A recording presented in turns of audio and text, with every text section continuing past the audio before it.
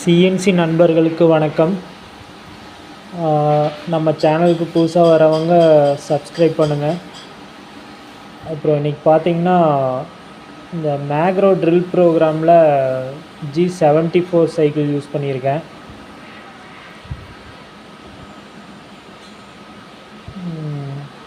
இது பார்த்திங்கன்னா 28 mm depth, அதாவது 2.8 mm ஒரு பாஸுக்கு விட்ருக்கேன்.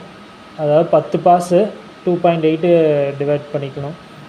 இது initial position 3 mm, G74 use பண்ணியிருக்கேன்.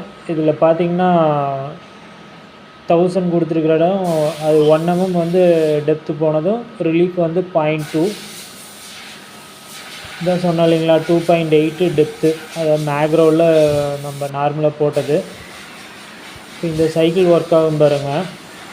இது எப்படின்னா அந்த இனிஷியல் பொசிஷன் 3 mm கொடுத்துருந்தோம் இல்லைங்களா, அந்த G74 சைக்கிள் வந்து 2.8 mm அந்த மேக்ரோவுக்கு போகும்போது அந்த 2.8லேயும் 1 mm ஒருக்கா ரிலீஃப் ஆகி திரும்ப எடுக்கும்.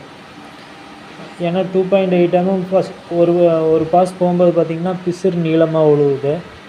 அதனால் இப்போ 1 mm ஒருக்கா ரிலீஃப் ஆகிற மாதிரி கொடுத்துருக்கு. பிசுறு வந்து சின்னதாக கட்டாகி விழுவணுங்கிறதுக்கோசரம். அதை 2.8ல் பார்த்திங்கன்னா ஃபஸ்ட்டு 1 mm ஒரு ரிலீஃப் ஆகும், மறுபடியும் 2 mm ரிலீஃப் ஆகும், அப்புறம் 2.8க்கு ஒரு தடவை ரிலீஃப் ஆகிட்டு அப்புறம் இனிஷியல் பொசிஷன் 3 mm வெளியில் வந்துட்டு இப்போ திரும்ப உள்ளே போகும்.